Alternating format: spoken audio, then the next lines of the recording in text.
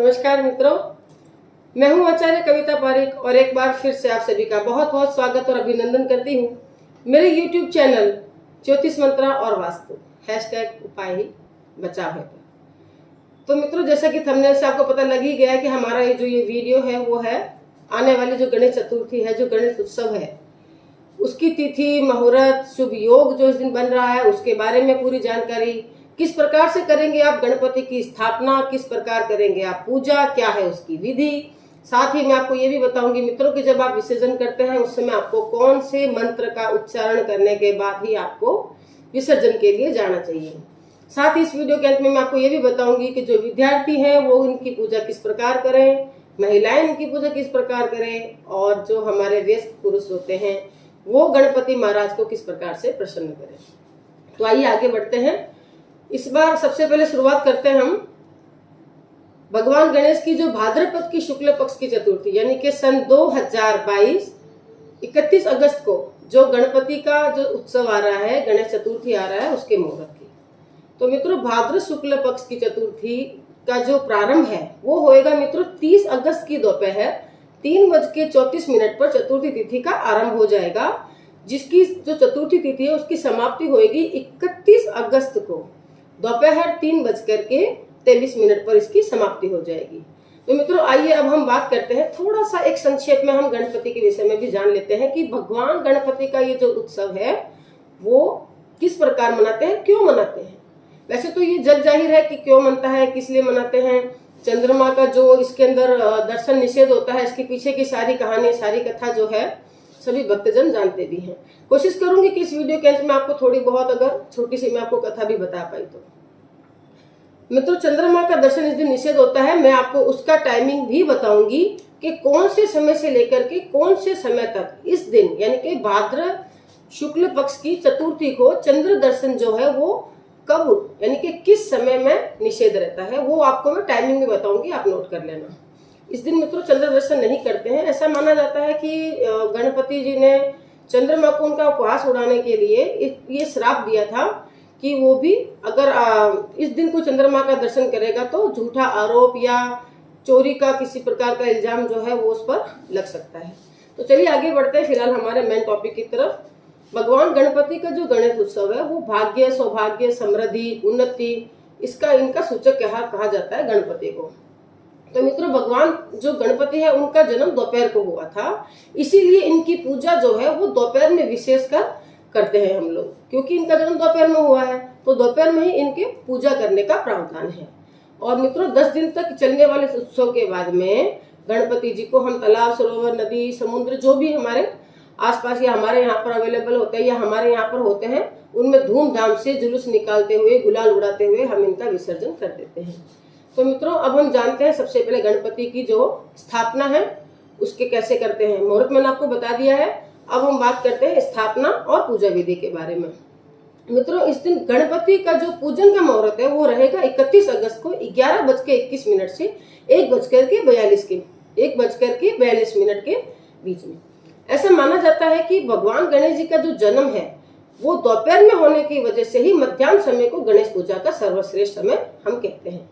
साल 2022 में मित्रों इसकी जो शुरुआत हो रही है वो बुधवार के दिन से हो रही है, और बुधवार तो वैसे भी हमारे भगवान गणपति को ही समर्पित है।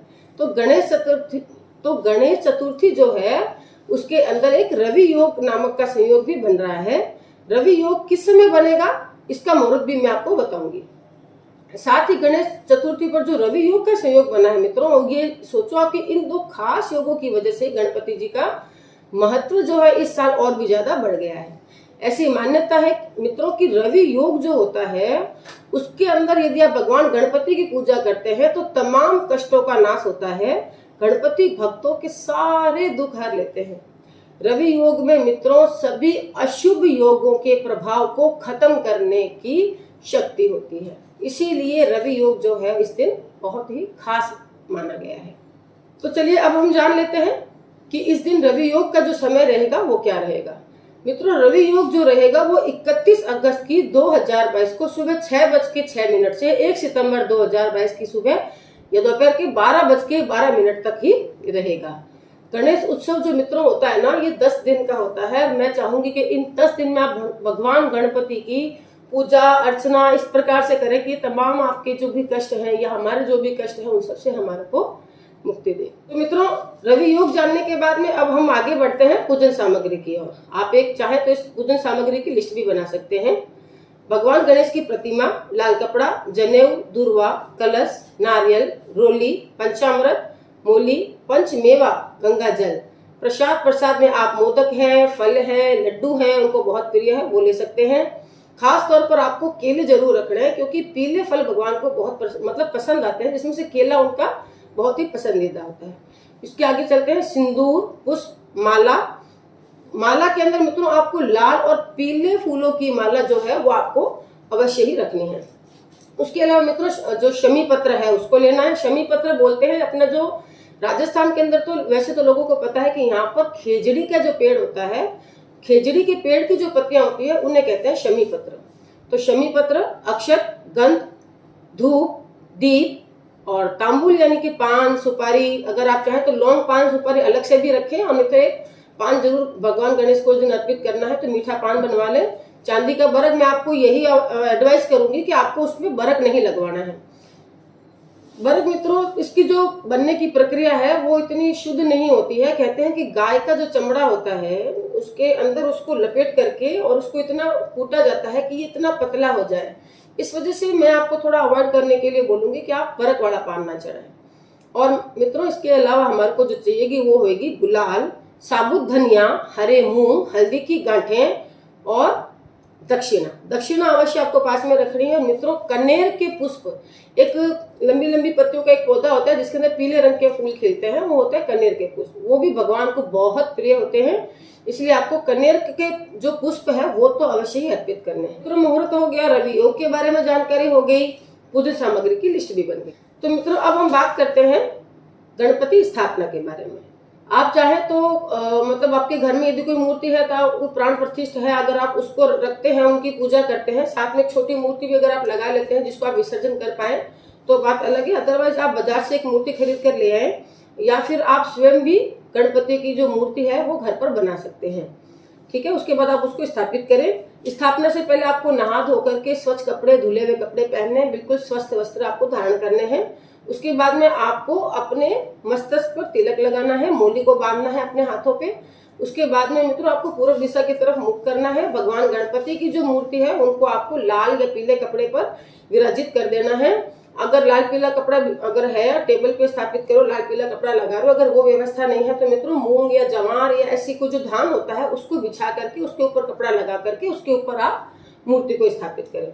उसके बाद में मित्रों आप उसके अंदर एक सुपारी मिलती है, जो पूजा की सुपारी होती है, वो सुपारी भी आप एक गणेश जी के दाएं और बाएं तरफ आप उस सुपारी को रखिए, जो कि रिद्धि सिद्धि की हम लोग प्रतिमा मान करके गणेश जी के दाएं बाएं स्थापित करेंगे। तो ये हुई उनकी स्थापना। आगे हम बढ़ते हैं मित्रों इनकी पूजन विधि की तरफ। मित्रों सबसे पहले आपको क्या करना है कि घी का आपको एक दीपक जला करके भगवान गणपति के दाहिने तरफ आपको स्थापित कर देना है। उसके बाद में आप पूजा का संकल्प लेते हुए भगवान गणपति का आवाहन करेंगे। फिर गणपति को स्नान करवाएंगे। पहले हम उनको शुद्ध जल से स्नान कराएंगे, उसके बाद पंचामृत से स्नान कराएंगे। पंचामृत में जैसे आपको पता ही है कि 5 चीजों का जो मिश्रण होता है उसको पंचामृत कहते हैं। घी है, दूध है, शक्कर है, मतलब इस तरह के शहद हो गया, दूध, घी और दही हो गया, गंगा जल हो गया, इनको मिलाने से मित्रों ये पंचामृत बन जाएगा। उसके बाद हम पंचामृत से स्नान कराएंगे और वापस से उनको पुनः शुद्ध जल से स्नान करा देंगे। अब हम इनको मोली है और जनेऊ है, उनको हम वस्त्र के रूप में इनके ऊपर हम अर्पित करेंगे। और अब रुई लेकर के हम इनके ऊपर इत्र लगाएंगे। अब गणपति की प्रतिमा पर आपको सिंदूर लगाना है, यानी कि उनको तिलक करना है, अक्षत करना है। अक्षत यानी कि चावल जो है वो उनको समर्पित करना है, यानी कि जब हम तिलक करते हैं तो चावल भी लगाते हैं और साथ में अक्षत को समर्पित करना है। गुलाल है, चंदन है, ये भी आपको उनको अर्पित करने हैं। और अब आपको इनको धूप और दीपक भी अर्पित करना, यानी कि धूप दिखाएं, दीपक दिखाएं, ये भी हम इनको अर्पित करना कहते हैं।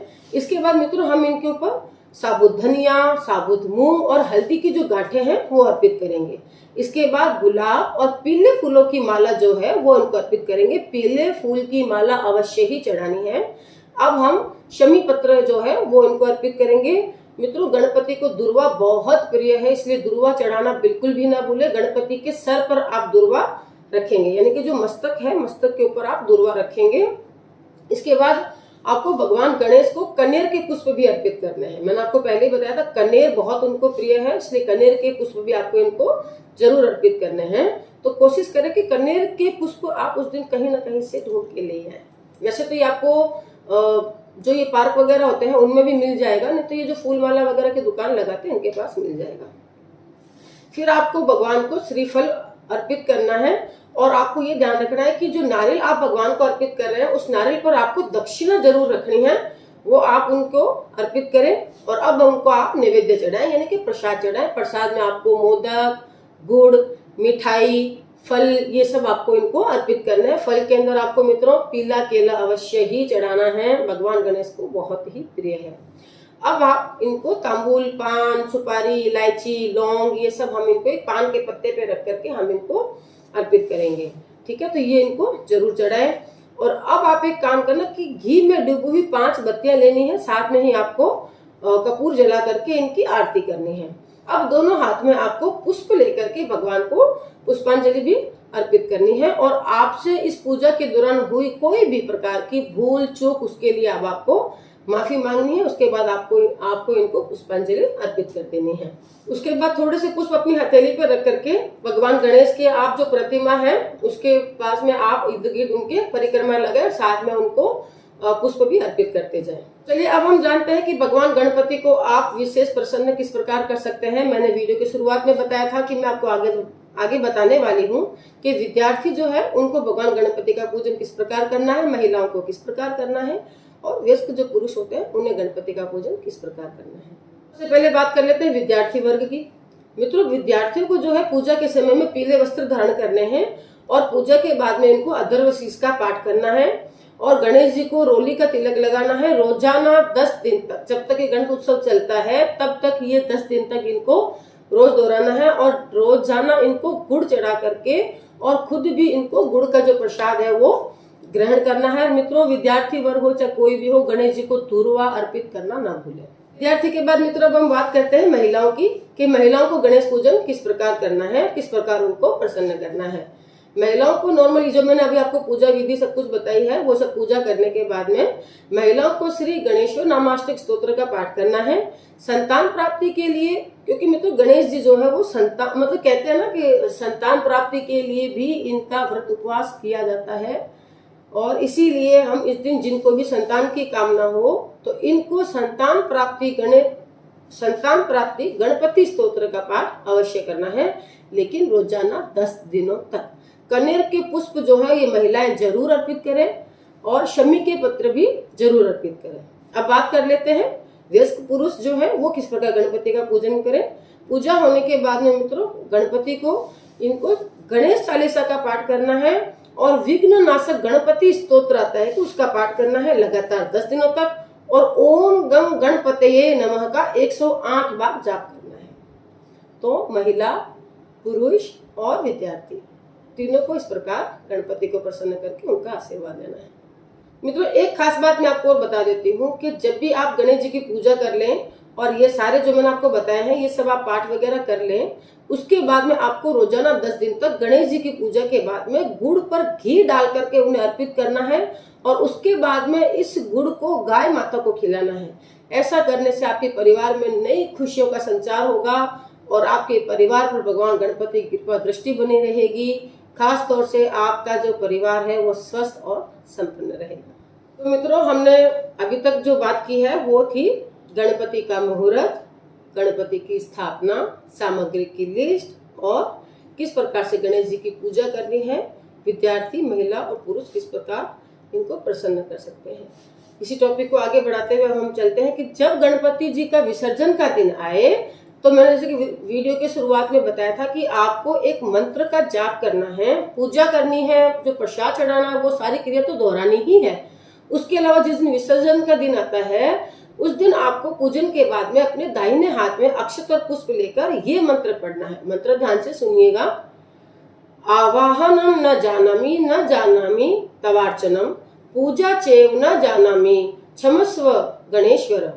अन्यथा शरणं नास्ति त्वमेव शरणं मम तस्मात् कारुण्य भावेन रक्षस्व विघ्नेश्वर गतं पापं गतं दुःखं गतं दारिद्र्यमेव च आगदा सुख संपत्तिः पुण्याच्च तव दर्शनात् मंत्रहीनं क्रियाहीनं भक्तिहीनं सुरेश्वर यत् पूजितं मया देव परिपूर्ण तदस्तु मे यदक्षर पद भ्रष्टं मात्राहीनं च यद् वेद तत्सर्व क्षम्यताम देव प्रसिद्ध परमेश्वर। ये आपको मंत्र बोलने के बाद में आपको भगवान गणपति को विसर्जित कर देना है। जाते जाते मित्रों एक बात आपको मैं और बता देती हूँ, जैसे कि मैंने वीडियो की शुरुआत में बताया था कि इस दिन जो है चंद्र दर्शन आपको नहीं करने हैं, ठीक है, क्योंकि भगवान कृष्ण को भी इस दिन चंद्र देव के जो दर्शन करने का एक खामियाजा भी भुगतना पड़ा था कि उनके ऊपर एक श्यमंतक नाम की मणि की चोरी का झूठा आरोप लगा था। जब नारद जी को इस बात का पता लगा तब नारद जी ने उनको इसका एक निवारण भी बताया था कि एक मंत्र होता है जिसका जाप अगर आप करते हैं 21, 54 या 108 बार अगर आप उस मंत्र का जाप कर लेते हैं तो मान लो अगर भूलवश आपने चंद्रमा देख भी लिया है तो उस दोष का निवारण या उस दोष के जो प्रभाव है उसको खत्म कम हम किस प्रकार करते हैं। मैं आपको वो मंत्र भी बताऊंगी ताकि आप उस मंत्र को नोट कर सके। वैसे तो मैं चाहूंगी कि आप दर्शन ना ही करें, तो उससे पहले हम जान लेते हैं कि चंद्रमा जो है उनके दर्शन के जो निषेध का समय है वो क्या रहेगा। मित्रों चंद्र दर्शन जो है वो लगातार 2 दिनों के लिए वर्जित रह सकता है, क्योंकि जो संपूर्ण चतुर्थी है उसके दौरान हमारे को चंद्रमा का जो दर्शन है वो नहीं करना है। तो चतुर्थी तिथि के चंद्रास्त के पहले व समाप्त होने के बाद में भी चतुर्थी तिथि में जो उदय हुआ है चंद्रमा उसके दर्शन भी हमारे को चंद्र अस्त तक नहीं करने हैं। अब समय नोट कर लीजिए, 30 अगस्त को 3:33 से रात 8:59 तक और 31 अगस्त की सुबह 9:42 से रात को 9:33 तक हम चंद्रमा के दर्शन नहीं करेंगे। और मान लो आपने भूलवश अब दर्शन कर लिए हैं तो अब मैं आपको मंत्र बताने जा रही हूँ। आपको उस दिन जिस दिन गणेश चतुर्थी है उस दिन आपको गणपति जी का व्रत रखना है, उपवास रखना है, पूजा करनी है। उसके बाद में आपको इस मंत्र का जाप 21, 54 या 108 बार करना है। मंत्र नोट कीजिए। सिंह प्रशेनमव तित्सहो जाम्बवंता हतः सुकुमारक मारोदिस्तव ये स्मयंतकः। ये मंत्र है, इसका आपको जाप करना है।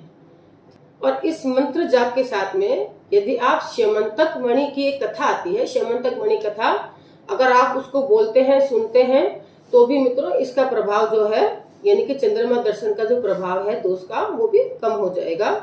खुद भगवान कृष्ण भी इस दोष से बचने के लिए उन्होंने यही उपाय अपनाए थे।